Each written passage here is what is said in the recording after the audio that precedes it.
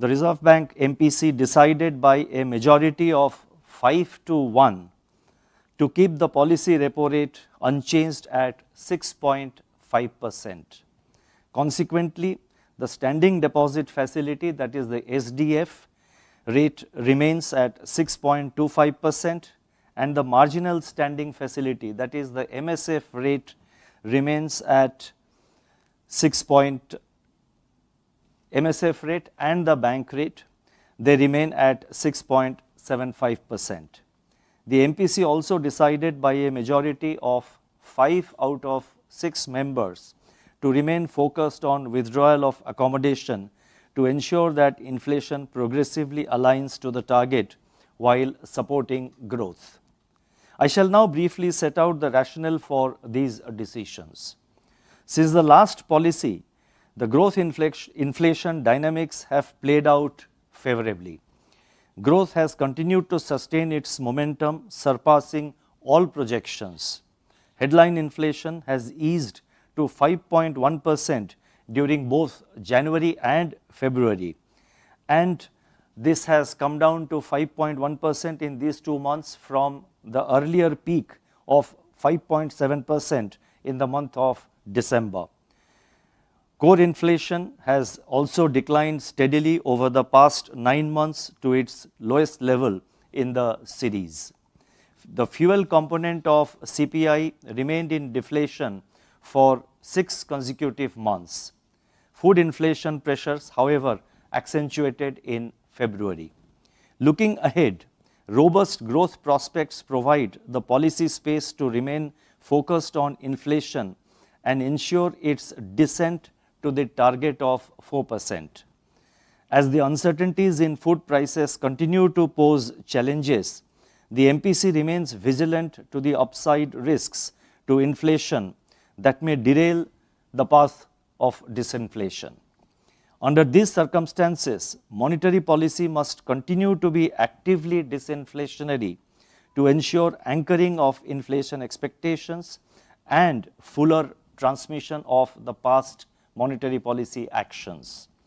The MPC therefore decided to keep the policy rate unchanged at 6.5% in this meeting and also remain focused on withdrawal of accommodation. The MPC will remain resolute in its commitment to aligning inflation to the target. I would now like to provide an assessment of growth and inflation, and I will begin with the scenario relating to global growth. The global economy has remained resilient with a stable outlook as reflected in various high frequency indicators. Now in my statement, whatever I am saying, it is backed up with lot of data which are there in the footnotes. So those of you who are interested could refer to this statement, which as usual will be uploaded in the RBI website immediately after this statement is over. So lot of data backing up whatever I am saying is available in the various footnotes of my statement. You may like to refer to it. Let me start again on the global growth part. The global economy has remained resilient with a stable outlook as reflected in various high frequency indicators. Global trade is expected to grow faster in 2024, although weaker than its historical average. Inflation is moving closer to targets, but the last mile of disinflation is turning out to be challenging. Services inflation in advanced economies remains sticky amidst tight labor markets. Accordingly, central banks are cautious in their communications, thereby tempering market expectations about the timing and magnitude of interest rate cuts later during this year. Equity markets have gained while bond yields and the US dollar have remained volatile. The overall outlook is challenged by continuing geopolitical conflicts, disruptions in trade routes, and high public debt burden. In the last monetary policy statement, if you recall, I had expressed concerns about the high levels of public debt in both advanced and emerging market economies, that is the EMEs. These are dormant risks which could erupt abruptly.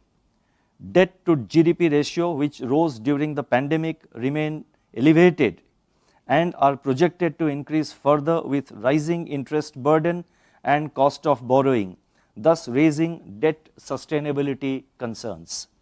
Worsening debt situation in advanced economies, in particular, can generate spillovers for the emerging market economies in the form of swings in capital flows and volatility in financial markets. The emerging market economies with rising levels of public debt in particular would be vulnerable to these spillover effects. Credible fiscal consolidation plans, particularly in major advanced economies, focusing on growth enhancing investment would be necessary to address this challenge, not only for themselves but also I think for the overall global economy. India, however, presents a different picture on account of its fiscal consolidation and faster GDP growth. Turning to domestic growth, the domestic economic activity continues to expand at an accelerated pace, supported by fixed investment and improving global environment. The second advanced estimates placed the real GDP growth at 7.6% for 2023-24, the third successive year of 7% or higher growth. From the supply side, industrial activity led by manufacturing continued its momentum. The Purchasing Managers Index, that is PMI for manufacturing, displayed a sustained expansion in both February and March, touching a 16-year high in the month of March. Services sector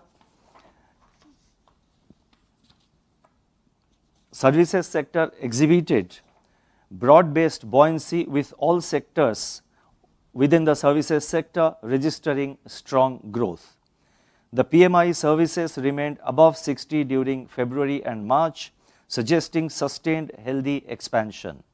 With rural demand catching up, consumption is expected to support economic growth in 2024-25. Urban consumption stayed buoyant as evident from various indicators. Details are given in the footnote.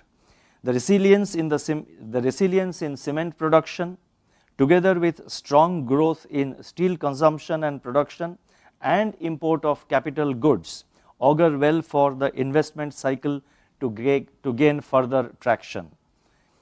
The total flow of resources to the commercial sector from banks and other sources at rupees 31.2 lakh crore, I repeat, at rupees 31.2 lakh crore during 2023-24 is significantly higher than that of the previous year, which was 26.4 lakh crore. External demand improved in February, with exports registering double-digit expansion. Trade deficit, however, widened in February as imports also accelerated. Going forward, the outlook for agriculture and rural activity appears bright, with good Rabi wheat crop and improved prospects of Kharif crops due to expected normal southwest monsoon. Strengthening of rural demand, improving employment conditions and informal sector activity, moderating inflationary pressures, and sustained momentum in manufacturing and services sector should boost private consumption. Let me read this sentence again because there are quite a few points in this. Strengthening of rural demand, improving employment conditions and informal sector activity, moderating inflationary pressures, and sustained momentum in manufacturing and services sector should boost private consumption. As per our survey, consumer confidence 1 year ahead reached a new high. The prospects of investment activity remained bright owing to upturn in private capex cycle becoming steadily broad-based. Persisting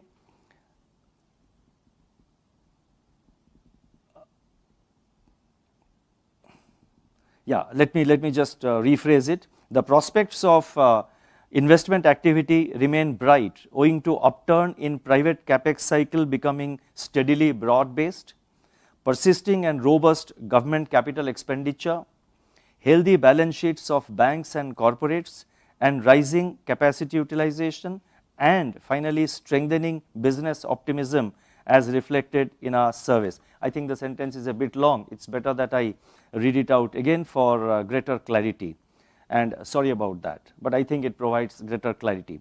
The prospects of investment activity remain bright owing to upturn in private capex cycle becoming steadily broad based, persisting and robust government capital expenditure, healthy balance sheets of banks and corporates, rising capacity utilization, especially in the manufacturing sector, and strengthening business optimism as reflected in our surveys. Improving global growth and trade prospects, coupled with our rising integration in global supply chains, are expected to propel external demand for goods and services. The headwinds from protracted geopolitical tensions and increasing disruptions in trade routes, however, pose risks to the overall outlook.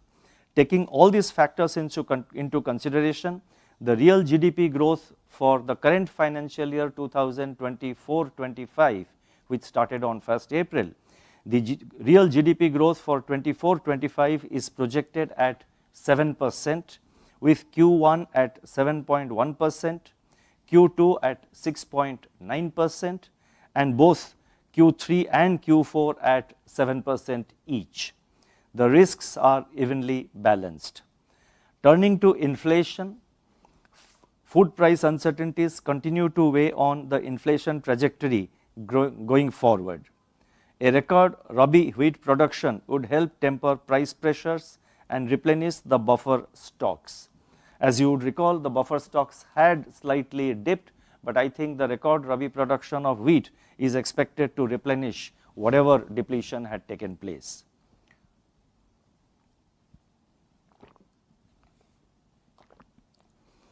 Moreover, early indication of a normal monsoon augurs well for the Kharif season. International food prices also remain benign. The tight demand-supply situation in certain categories of pulses and the production outcomes of key vegetables warrant close monitoring, especially in the background of the forecast of above normal temperatures in the coming months.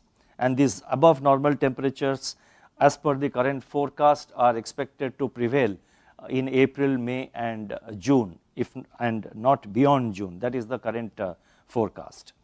Frequent and overlapping adverse climate shocks pose upside risks to the outlook on international and domestic food prices.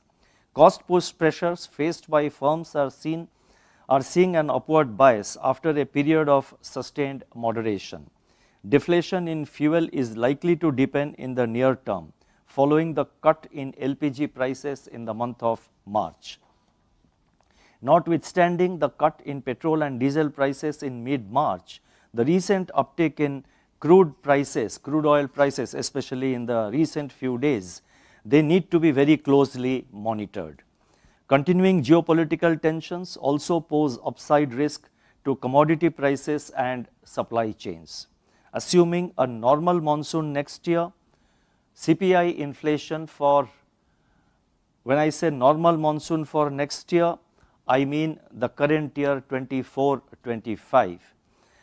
CPI inflation for the current year 24-25 is projected at 4.5%. I repeat, CPI inflation for the current year 24-25 is projected at 4.5%, with Q1 at 4.9%, Q2 at 3.8%, Q3 at 4.6% and Q4 at 4.5%. The risks are evenly balanced. Now, what do these inflation and growth conditions mean for monetary policy? I have explained the growth situation, I have explained the inflation scenario. Synthesizing everything, what does it mean? What implications it has for monetary policy, and that is precisely what I would like to explain now. Inflation has come down significantly but remains above the 4% target. Food inflation continues to exhibit considerable volatility, which is impeding the ongoing disinflation process. High and persistent food inflation could unhinge anchoring of inflation expectations, which is underway. Our ongoing effort is to ensure fuller transmission of policy actions and anchoring of household inflation expectations. The strong growth momentum, together with our GDP projections for 24-25, give us the policy space to unwaveringly focus on price stability. Now, 2 years ago, around this time, when CPI inflation had peaked at 7.8% in April 2022, the elephant in the room was inflation. The elephant has now gone out for a walk and appears to be returning to the forest. We would like the elephant to return to the forest and remain there on a durable basis. In other words, it is essential in the best interest of the economy that CPI inflation continues to moderate and aligns to the target on a durable basis. Till this is achieved, our task remains unfinished. The success in the disinflation process so far should not distract us from vulnerability of the inflation trajectory to the frequent incidence of supply side shocks. Our effort is to ensure price stability on an enduring basis, paving the way for sustained period of high growth. I would now like to turn to the aspect of liquidity and financial market conditions. In the February monetary policy statement, if you recall, I had mentioned that liquidity conditions were driven by exogenous factors which were likely to correct in the foreseeable future. Liquidity conditions eased during February and March in the wake of increased government spending, Reserve Bank's market operations, and the return leg of US dollar and Indian rupee sale by swap auction, which had been done earlier in 2022. In particular, liquidity situation improved in March, with system liquidity turning intermittently surplus in the first half of the month. In these circumstances, the Reserve Bank conducted 14 fine-tuning variable rate repo operations, that is VRRR operations, during February and early March to absorb intermittent surplus liquidity. Anticipating the seasonal tightening of liquidity at end March, the Reserve Bank injected liquidity through variable rate, that is VRR operations, both main and fine-tuning operations. Consequently, the average borrowings under the MSF window moderated. Liquidity conditions have, however, again turned surplus from March 30th, necessitating VRR auctions from 2nd of April. So you would have noticed in the last 2-3 days, we have been conducting more than one VRRR auctions on 2nd April, then again we did it on 3rd April. So last 2-3 days we have been doing it, and today, as you know, there is a variable rate, there is a what you call as per our cycle, we are doing VRR operation for 14 days, a VRRR operation for 14 days. Now, reflecting these liquidity developments, the weighted average call rate, that is WACR, exhibited a softening bias and has hovered near the repo rate since the last policy meeting. In tandem, rates in the collateralized segment of the call money market have also softened. Financial conditions remained conducive, as reflected in reduced term spread in the G-Sec market and stable risk premium in the bond market. In the credit market, monetary transmission continues to be work in progress. Looking ahead, the Reserve Bank will remain nimble and flexible in its liquidity management through both main and fine-tuning operations in both repo and reverse repo. We will deploy an appropriate mix of instruments to modulate both frictional and durable liquidity so as to ensure that money market interest rates evolve in an orderly manner that preserves financial stability. The Indian rupee has remained largely range bound as compared to both its emerging market peers and a few advanced economies during the financial year 2023-24, that is till 31st March last. The Indian rupee was the most stable among major currencies during this period. This is very important. The Indian rupee was the most stable among major currencies during this period. As compared to previous 3 years, the Indian rupee exhibited lowest volatility in 2023-24. The relative stability of the Indian rupee, which I just mentioned, it reflects, I would emphasize, the relative stability of the Indian rupee reflects India's sound macroeconomic fundamentals, financial stability, and improvements in our external position. Turning to financial stability, let me say that latest data as at end December 2023 show that the key indicators of capital and asset quality of scheduled commercial banks continued to be healthy. The financial indicators of non-banking financial companies, that is NBFCs, are also in line with that of the banking system as per the latest data available. Let me emphasize here that banks, NBFCs and other financial entities must continue to give highest priority to quality of governance and adherence to regulatory guidelines. Financial sector players by and large operate with public money, be it of depositors in banks and select NBFCs or investors in bonds and other financial instruments. They should always be mindful of this aspect. The Reserve Bank will continue to constructively engage with financial entities in this regard. It needs to be recognized that financial stability is a joint responsibility of all stakeholders. The Reserve Bank has also been engaging with the regulated entities and various stakeholders for simplifying its regulations and reducing compliance burden. As part of this endeavor, the recommendations of the Regulations Review Authority RRA 2.0 constituted by the Reserve Bank have been largely implemented. The RRA 2.0 has set a new benchmark for meaningful engagement between the regulator and the regulated entities. Moving further in the same direction, internal review groups within RBI were formed in 2023 to rationalize, simplify and remove obsolete regulations and streamline the reporting mechanism. In pursuance of the recommendations of the RRA 2.0, that is the Regulations Review Authority which was constituted by the RBI. So, in pursuance of the recommendations of the RRA 2.0 and the internal review groups which we constituted in 2023, more than 1,000 circulars have been withdrawn. A master direction for rationalizing and harmonizing supervisory returns has also been issued. The Reserve Bank will continue to follow a consultative approach and undertake review of regulations in line with the evolving financial landscape.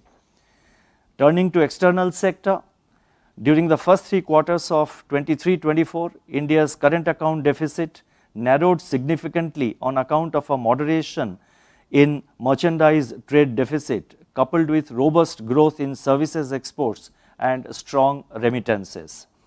India's merchandise and services exports have grown at a healthy pace in the 4th quarter of 23-24.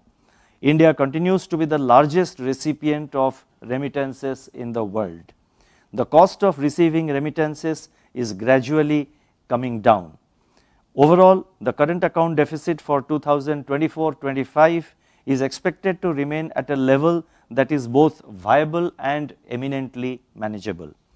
On the external financing side, India's foreign portfolio investment, that is FPI flows, saw a significant turnaround in 23-24.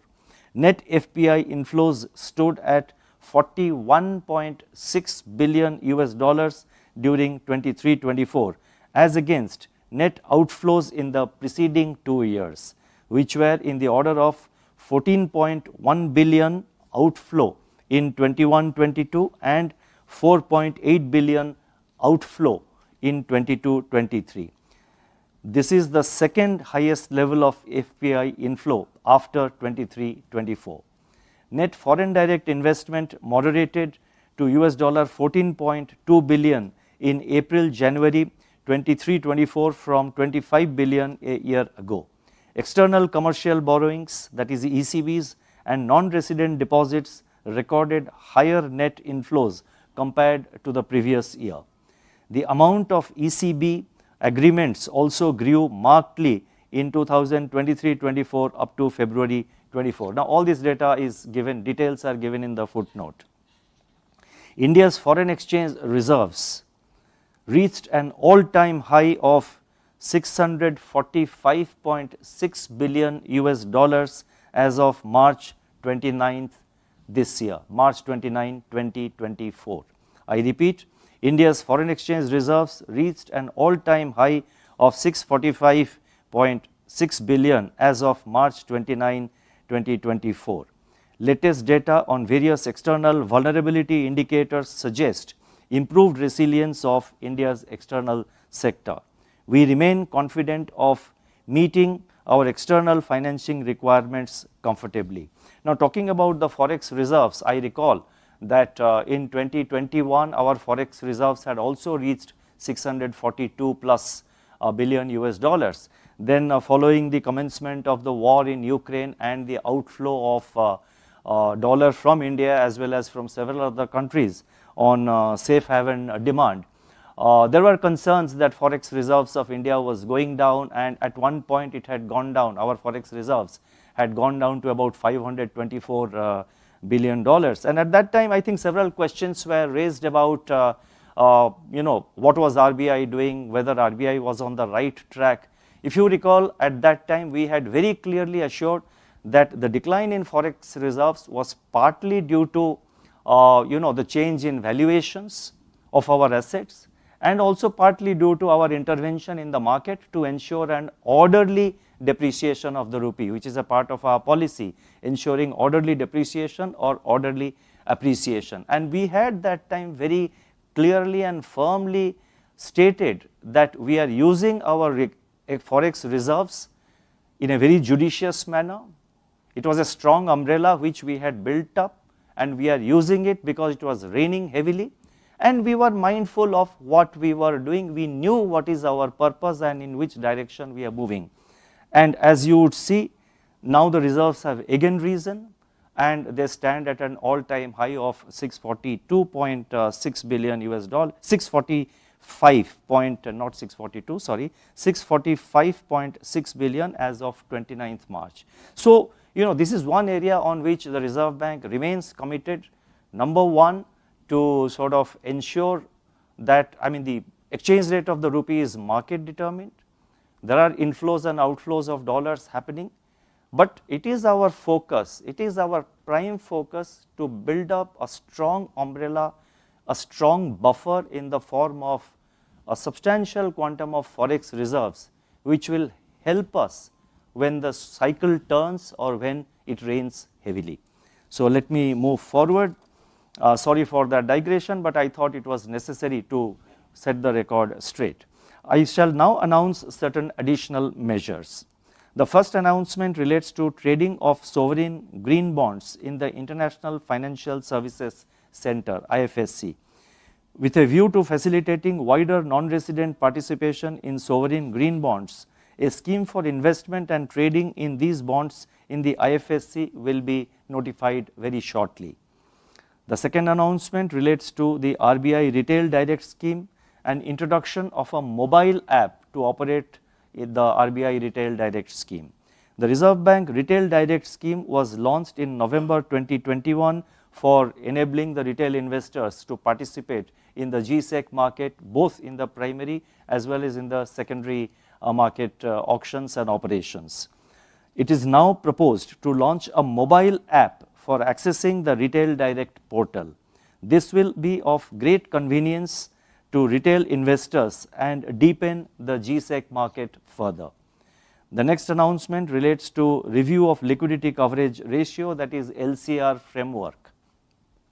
Technological developments have enabled bank customers to instantly withdraw or transfer money from their bank accounts. While improving customer convenience, this has also created challenges for banks to deal with potential situations when, due to certain factors, a large number of depositors decide to instantly and simultaneously withdraw their money from the banks. The developments in certain advanced jurisdictions during the last year demonstrated the difficulties it can create for banks.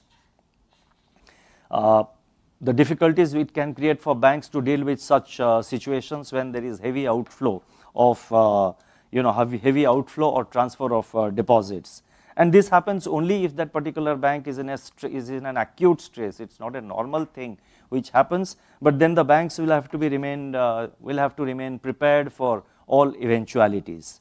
A need has therefore arisen to undertake a comprehensive review of the LCR framework for banks.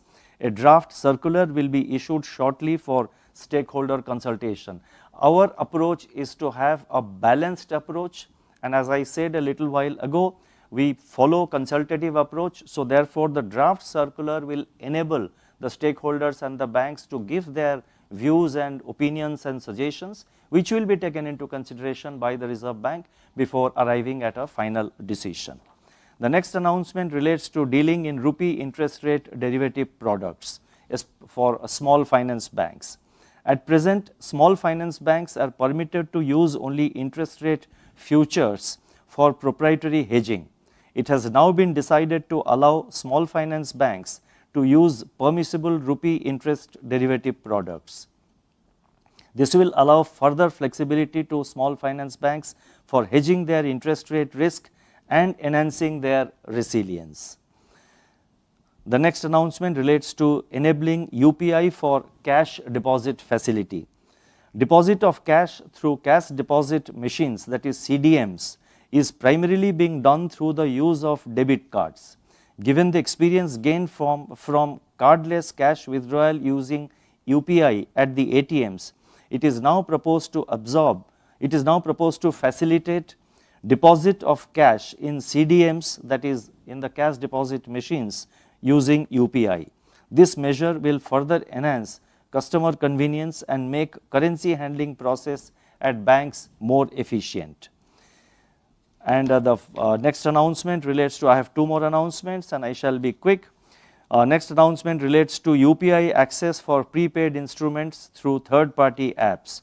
At present, UPI payments from prepaid payment instruments, that is PPIs, can be made only by using the web or mobile app provided by the PPI issuer itself.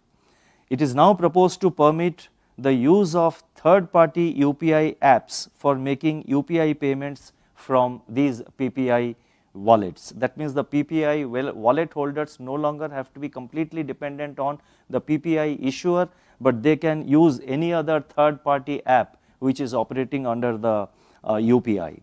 This will further enhance customer convenience and boost adoption of digital payments for small value transactions.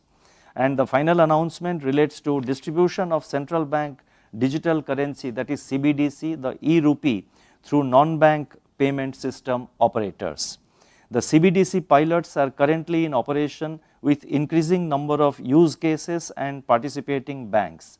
It is proposed to make CBDC retail accessible to a broader segment of users by enabling non-bank payment system operators to offer CBDC wallets. This will facilitate testing of resiliency of the CBDC platform to handle multi-channel transactions. Let me now conclude, and I would like to state that as we progress towards RBI at 100, the upcoming decade is going to be a transformational journey. The Reserve Bank will continue to focus on preserving financial stability and promoting a system that is robust, resilient and future ready. And it will be robust, resilient and future ready to support economic growth. Price stability will be a key component of this endeavor. Turning to the present, inflation is on a declining trajectory and GDP growth is buoyant.